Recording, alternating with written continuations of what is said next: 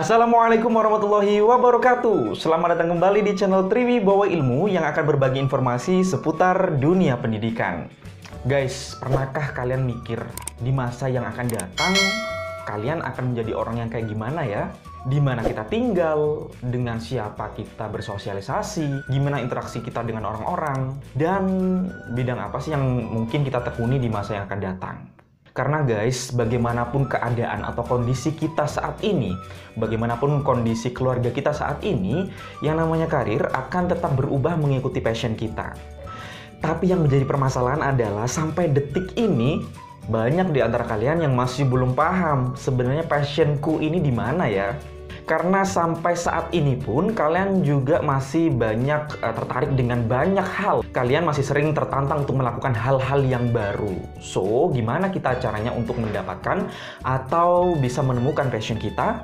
Sebenarnya banyak banget cara yang bisa dilakukan untuk bisa menentukan di masa yang akan datang kita akan berkarir di bidang apa. Beberapa ahli mengatakan, salah satunya Pak Vigers mengatakan bahwa karir itu adalah sebuah proses seumur hidup dan perkembangannya pun juga mengikuti fase-fase sepanjang kehidupan manusia.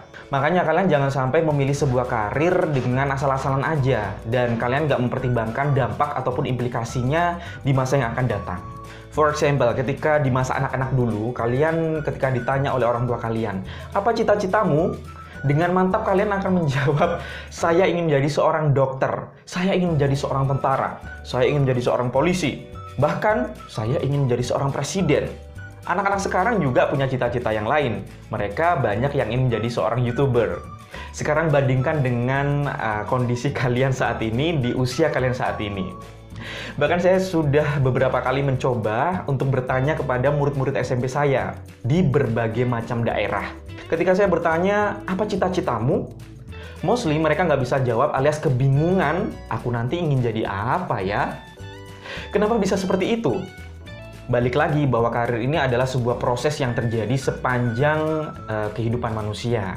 Di masa anak-anak dulu, segala sesuatu dilakukan atas dasar imajinasi mereka. Bagi sebagian mereka, mungkin menjadi seorang dokter dengan pakaian seragam berwarna putih dan stetoskop di lehernya mungkin adalah sesuatu yang keren. Nggak kalah keren dengan seragam tentara dengan senjata di bahunya. Ya, kayak tokoh Kapten Yoshijin di serial The Descendant of the Sun. Sementara itu, ketika di usia remaja, pemikiran abstrak sudah mulai muncul. Sudah mulai bisa berpikir baik atau buruknya sebuah pilihan. Sehingga muncul sebuah keraguan. Aku ingin menjadi dokter, tapi lihat darah aja takut. Aku ingin menjadi seorang tentara, tapi lari putar lapangan 3 kali aja udah ngos-ngosan. Aku pengen jadi pilot, tapi lihat beberapa kasus yang terjadi membuat saya ngeri. Aku ingin menjadi seorang tentara, tapi nanti kalau aku ditugaskan di tempat yang sangat jauh, yang menjaga ibu dan bapakku di rumah siapa ya? Dan masih banyak sekali pemikiran-pemikiran yang sudah muncul untuk mempertimbangkan suatu pilihan di usia remaja ini. Oke, sekarang kita masuk ke inti dari video ini, yaitu bagaimana cara kita menentukan sebuah karir. Sebenarnya banyak sekali ahli teori yang mengemukakan pilihan tentang karir. Ada Frank Parson dengan 3 konsep dasarnya. Ada Donald H. Super dengan tahapan kedewasaan karir. Ada Erikson dengan teori psikososialnya. Ada juga Andrew dengan teorinya yang didasarkan pada teori kebutuhan dari Abraham Maslow. Ada juga Bapak Albert Bandura dengan teori belajar sosialnya. Dan salah satunya adalah teori yang akan kita bahas nih. Salah satu teori yang paling terkenal, yang paling populer di sekitar kita, yaitu menentukan karir berdasarkan tipe kepribadian berdasarkan teori dari John Holland. Secara sederhana, Bapak John Holland ini mengemukakan bahwa karir itu bisa dilihat atau direpresentasikan dari kepribadian yang mereka tampakkan sehari-hari. Mereka memilih karir sebagai ekspresi dari kepribadian mereka sendiri. Nah, bisa dibilang menurut Bapak John Holland ini, pilihan karir seseorang itu bisa dilihat dari kepribadian mereka sehari-hari. Benarkah begitu? Contoh sederhananya, seseorang yang memiliki kepribadian menyukai kebebasan, tidak suka diikat oleh aturan, sulit untuk mengikuti perintah dari orang lain, kemudian ingin menjadi seorang tentara. Apakah bisa? Ya mungkin bisa, tapi itu menjadi hal yang menyulitkan selama kepribadian itu tidak berubah. Karena kepribadian yang dibutuhkan oleh seorang tentara adalah kepribadian yang loyal, taat dengan peraturan, dan mengikuti instruksi yang diberikan oleh atasannya. So, apa aja sih tipe kepribadiannya? Menurut John Holland ada 6 tipe kepribadian. Nah, untuk mempermudah kalian biar bisa menghafalkan atau memahami materi ini dengan baik, saya akan memberikan kalian jembatan keledai atau singkatan, yaitu riaset. R untuk realistik, I untuk investigatif, A untuk artistik, S untuk sosial, E untuk entrepreneur, dan K untuk konvensional. Yuk kita bahas satu persatu. Yang pertama adalah tipe kepribadian realistik. Nah, orang yang dengan tipe kepribadian realistik ini suka bekerja dengan objek yang nampak atau konkret. Mereka digambarkan dengan orang-orang yang suka bekerja dengan mesin, binatang, alat, dan lain sebagainya. Nah, kebanyakan dari mereka menghindari pekerjaan-pekerjaan yang berkaitan dengan mengajar ataupun menyuluh. Orang dengan tipe kepribadian realistik ini adalah mereka yang memiliki kepribadian yang praktis, realistik, dan juga mekanis. Contoh-contoh pekerjaan yang berkaitan dengan tipe kepribadian realistik ini adalah petani, kemudian supir truk, kemudian ahli mesin, ahli listrik, dan lain sebagainya. Tipe kepribadian yang kedua yaitu tipe kepribadian investigatif. Tipe kepribadian investigatif ini adalah diartikan sebagai seseorang yang gemar dan pandai untuk memecahkan masalah. Mereka biasanya menghindari pekerjaan-pekerjaan yang harus memimpin, menjual, atau mempengaruhi orang lain. Nggak bisa mereka. Tipe orang yang memiliki kepribadian investigatif ini cenderung pakai logika dalam proses berpikir mereka, menyukai misteri atau teka-teki, memusatkan diri pada ilmu pengetahuan, dan sangat detail dalam memperhatikan sesuatu. Orang tipe kepribadian investigatif ini biasanya mengumpulkan banyak informasi untuk membuat keputusan, dan biasanya mereka juga menentang ide-ide atau sebuah keputusan yang tidak didukung oleh data. Contoh pekerjaan yang di bidang investigatif ini misalnya ahli fisika, ahli biologi, ahli kimia, antropolog, matematika, pekerjaan penelitian, dan pekerjaan lain yang sejenis. Nah, apakah kamu juga tipe kepribadian ini? Nah, sekarang kita masuk di tipe kepribadian yang ketiga, yaitu tipe kepribadian artistik. Nah, kalian mungkin bisa menebak nih, tipe kepribadian artistik ini orang yang seperti apa ya? Jadi, tipe kepribadian artistik ini bisa dicirikan sebagai orang-orang yang suka melakukan aktivitas-aktivitas seni, drama, kemudian keterampilan, kerajinan tangan, ataupun membuat karya sastra. Nah, umumnya orang-orang yang memiliki tipe kepribadian artistik ini tidak menyukai pekerjaan-pekerjaan yang sifatnya rutin.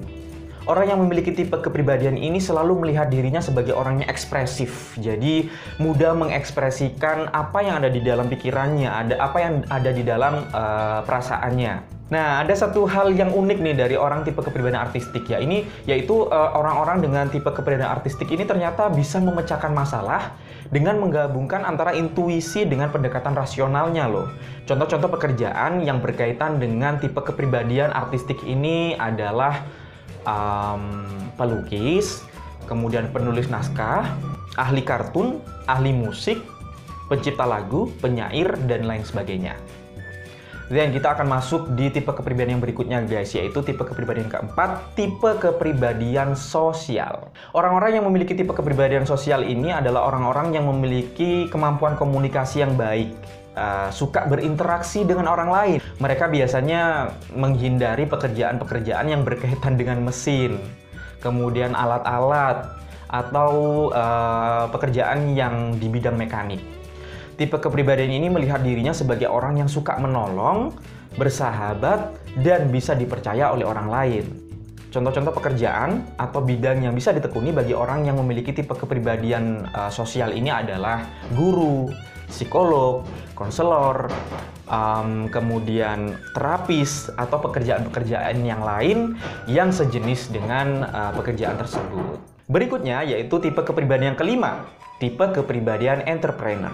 Tipe kepribadian entrepreneur ini ditandai dengan orang yang memiliki kemampuan komunikasi yang baik, dan dia bisa mempengaruhi orang lain dengan sangat mudah, memiliki tanggung jawab pribadi, dan manajemen diri yang sangat baik.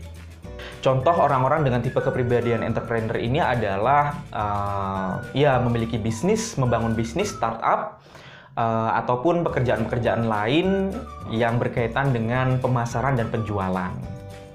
Yang terakhir adalah tipe kepribadian konvensional. Apa itu? Jadi, tipe kepribadian konvensional ini ditandai dengan orang-orang yang mudah bekerja dengan aktivitas-aktivitas yang sifatnya rutin, terstruktur, bekerja dengan berkas, dan sangat rapi. Mereka akan menghindari pekerjaan atau aktivitas yang sifatnya nggak jelas aturannya, dan menghindari pekerjaan-pekerjaan yang membutuhkan improvisasi seperti yang biasa dilakukan oleh orang-orang yang memiliki tipe kepribadian artistik.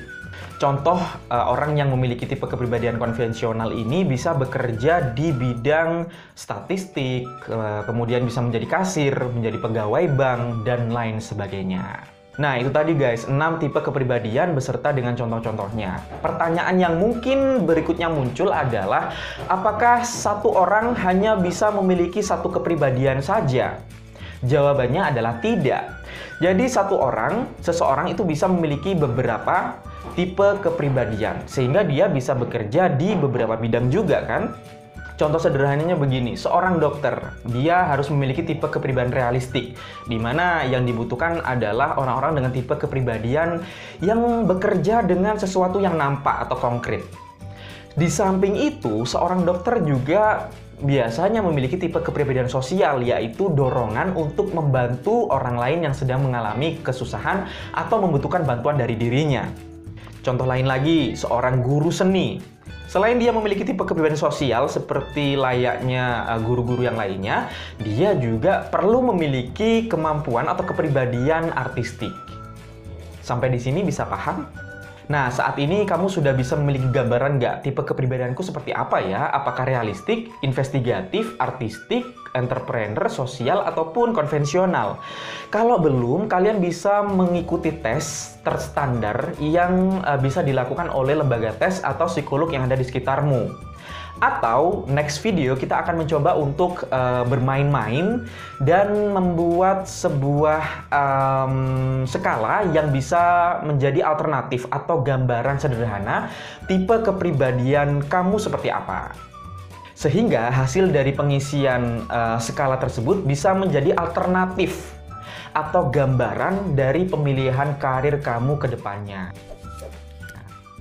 Nah, itu tadi video tentang pilihan karir yang didasarkan pada tipe kepribadian menurut Bapak John Holland. Semoga video yang sedikit tadi bisa memberikan inspirasi bagi kalian untuk memberikan gambaran atau membuka wawasan kalian. Setelah lulus SMP ini saya akan menekuni bidang apa ya?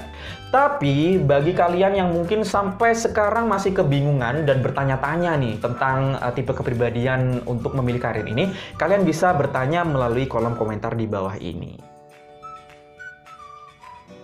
Dan jangan lupa klik tombol like, subscribe, dan bagikan video ini sebanyak-banyaknya kepada temanmu agar mereka juga bisa mendapatkan informasi sama seperti yang kamu dapatkan hari ini. Sampai jumpa di video berikutnya. Saya akhiri, assalamualaikum warahmatullahi wabarakatuh.